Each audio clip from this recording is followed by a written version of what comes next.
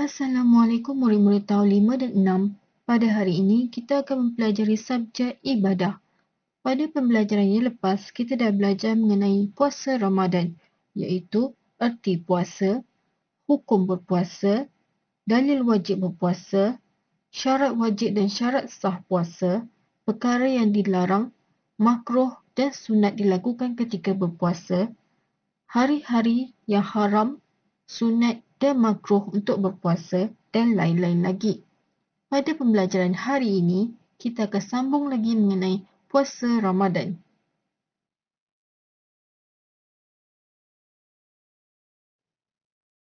Pada pembelajaran kita hari ini, kita akan mempelajari mengenai ruksah puasa.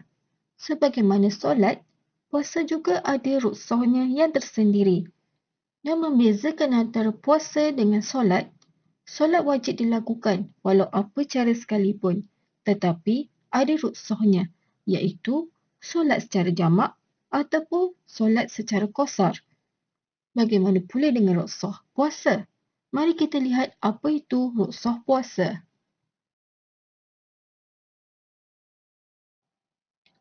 Ruksah puasa ialah keringanan bagi seseorang itu untuk meninggalkan puasa atas sebab-sebab yang tidak dapat dielakkan.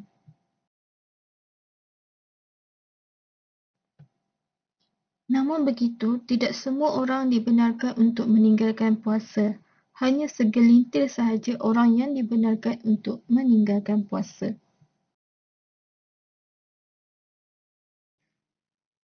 Antara perkara yang membolehkan seseorang itu untuk meninggalkan puasanya ialah yang pertama adalah orang yang bermusafir. Orang yang bermusafir itu mestilah bertujuan baik, bukan bertujuan untuk melakukan maksiat. Yang kedua adalah orang yang sakit. Contoh sakit kat sini adalah orang tu perlu makan ubat untuk sembuh. Jadi, dia dibenarkan untuk meninggalkan puasanya. Ataupun orang yang sakit kuat dan tiada harapan untuk sembuh. Yang ketiga pula adalah orang yang uzur. Uzur dekat sini membawa maksud uzur kerana terlalu tua dan amat lemah ataupun tidak berdaya langsung untuk berpuasa. Yang keempat adalah tidak mampu untuk berpuasa kerana melakukan kerja-kerja berat. Contohnya, orang yang bekerja di bidang pembinaan. Yang kelima pula adalah mu'allaf. Mu'allaf kat sini adalah orang kafir yang baru memeluk Islam. Dia baru nak belajar macam mana itu berpuasa. Yang keenam pula adalah perempuan yang sedang haid ataupun nifas. Dan yang ketujuh adalah perempuan yang hamil atau perempuan yang menyusukan anak.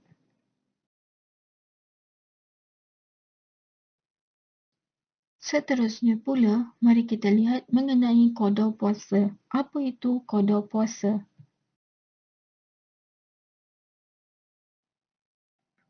Qada puasa bermaksud menggantikan semula puasa yang ditinggalkan atas sebab-sebab tertentu dan digantikan semula pada bulan selain daripada bulan Ramadan. Seperti di dalam surah Al-Baqarah ayat 185.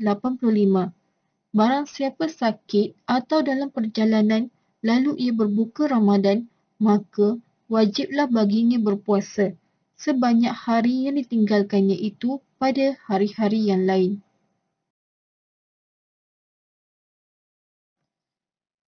Seterusnya pula, mari kita lihat siapakah yang diwajibkan untuk qada puasa.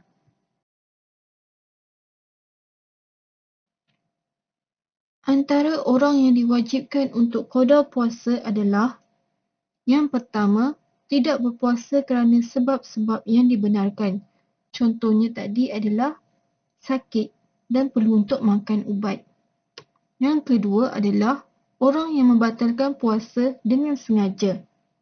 Yang ketiga adalah perempuan yang mengandung yang takut kesihatan dirinya terjejas. Yang keempat adalah perempuan yang menyusukan anak dan takut kesihatan dirinya terjejas. Yang kelima adalah orang sakit yang ada harapan untuk sembuh. Dan yang keenam pula adalah perempuan yang kedatangan haid dan nifas.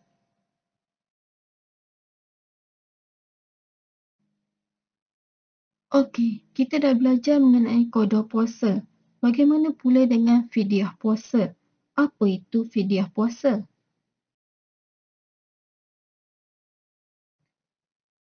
Fidyah puasa membawa maksud denda, iaitu dengan memberi makanan kepada fakir miskin sebanyak secupak beras atau makanan asasi yang mengenyangkan. Satu cupak beras bersamaan dengan satu hari puasa yang ditinggalkan.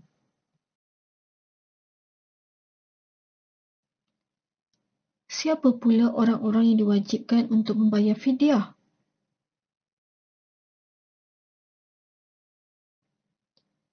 Orang yang diwajibkan untuk membayar fidyah sahaja adalah yang pertama adalah mati sebelum sempat mengganti puasa yang ditinggalkan. Dendanya haruslah diselesaikan oleh waris si mati.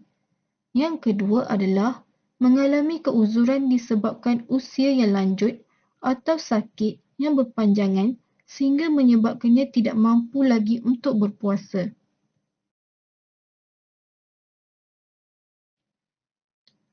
Seterusnya pula ialah orang yang diwajibkan untuk melakukan kedua-duanya, iaitu qada puasa dan membayar fidyah.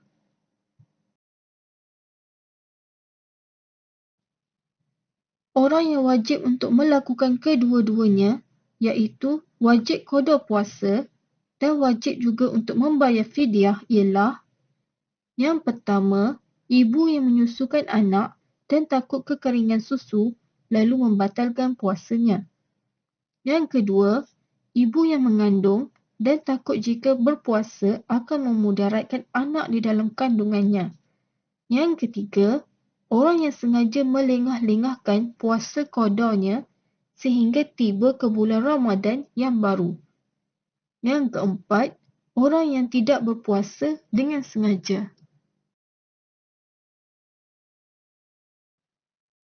Dan yang terakhir sekali untuk pembelajaran kita pada hari ini, mari kita lihat mengenai hikmah berpuasa.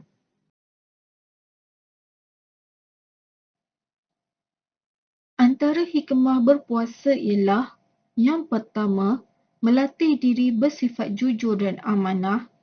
Yang kedua, merasai bagaimana kehidupan orang fakir dan miskin dan mampu melahirkan rasa kesyukuran di atas segala nikmat kurniaan Allah. Yang ketiga, menjadikan badan sihat. Yang keempat, mendisiplinkan diri menjadi lebih baik. Yang kelima, doa mudah dimakbulkan ketika berpuasa. Dan yang keenam, malam Al-Qadar ataupun Lailatul Qadar yang lebih baik daripada 1000 bulan.